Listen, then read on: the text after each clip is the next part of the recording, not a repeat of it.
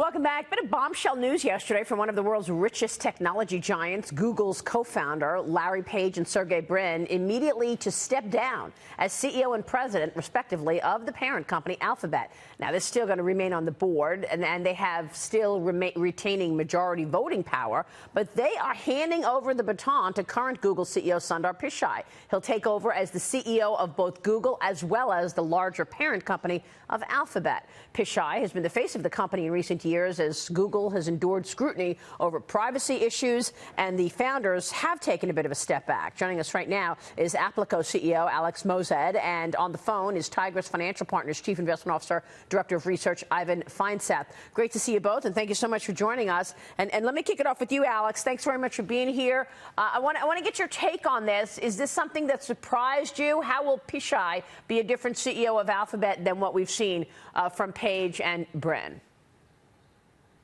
Yeah, I would say this definitely was not foreseen.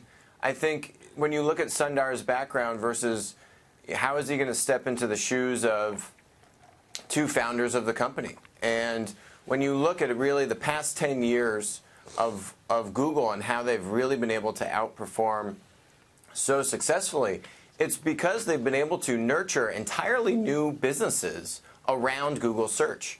And that's really something that Larry and Sergey and that founder energy, they were really overseeing Google X and the moonshots.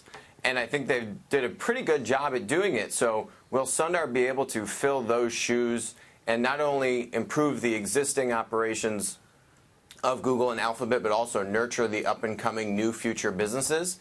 That remains to be seen. Yeah. All at a time, Ivan, that things have gotten more tense and more challenging because you've got a government that is looking at antitrust issues. European governments have already put into place fines. And, of course, even the employees have acted up recently. Just recently, they faced renewed scrutiny after 4 employees that the company fired last week said they plan to file a complaint with the National Labor Relations Board. How do you see it, Ivan? Well, when the company the size of Google, it's not unusual when people get dismissed or fired that they do that. 4 employees out of 100,000 is not even a statistical significant number. The bigger picture is that they employ a lot of the things that Sergey and Larry did work on initially, such as their big focus on artificial intelligence, which is being significantly used to improve Google search. They just implemented a natural language engine to help optimize search results. And things like Waymo, which were initially focused on by the 2 founders, will emerge as in fact, the standalone value of that is around they're saying $100 to $150 billion of Google's almost $900 billion in market value. So they have developed a lot of value, and it's a natural progression for companies to go from founder-led to management-led. And I think while it's surprising, it's not surprising, because Pichai has been the CEO for 4 years, so eventually you thought he would take over. And founders do start to step back and focus on more pet projects, which they are doing. But I mean, for example, when Google bought YouTube, everybody laughed at the company. They're saying, oh, these guys are wasting money. And now YouTube has been one of the best investments that any company has ever made, because there's a huge driver of ad-embedded videos. Yeah. Yeah, it's a good point, but therein lies the issue, right? Because you've got these 2 founders having worked on so many other things that has gotten the company into different businesses. Healthcare is a really good example as well. Will Sundar Pichai still focus on those on the edges type things, even though doesn't search represent 90% of profitability? Yes, advertising revenue is the majority of profitability, and Google search has 92% of the desktop search market and almost 94% of the mobile search market. So it is a big driver. But health can be, you have to always look at the next big thing. The same way that YouTube was the next big thing, but YouTube's revenue does come from advertising. So would you buy this? Do you want to buy the stock on this news or not? Absolutely. Yeah. I think Google is an incredibly cheap stock, and Google is on the forefront of every major secular technology trends. Yeah, it sure Cloud is. services, mobile, search, advertising, home automation. They just announced the purchase of Fitbit Right. because smart wearables is a major focus in many factors, but very important in healthcare. I mean, look at that stock chart. It has had quite a run, Alex. So do you agree with what you're hearing from Ivan? Would you also want to buy the stock on this news and that Sundar Pichai is going to be the CEO of Alphabet as well as Google?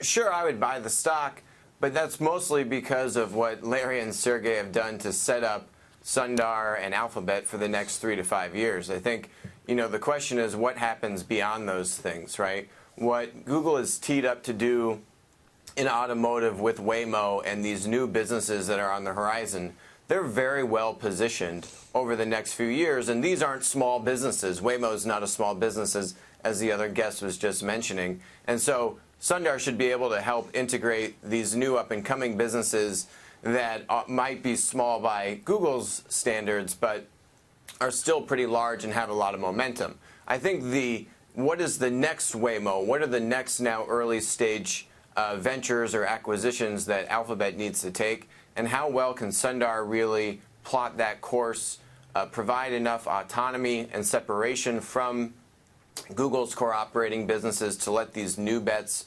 thrive? And will he be able to drive those new initiatives while also managing the existing business?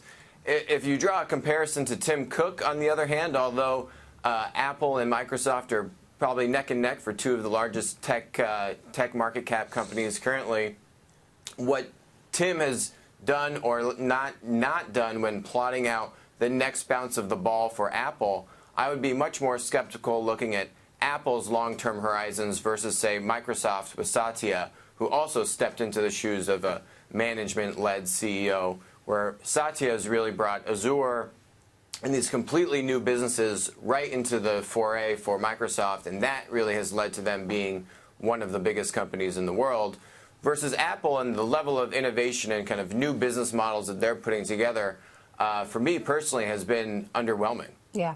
All right, we will leave it there. We'll keep watching this. Alex, Ivan, great to see you both. Thanks very much, gentlemen.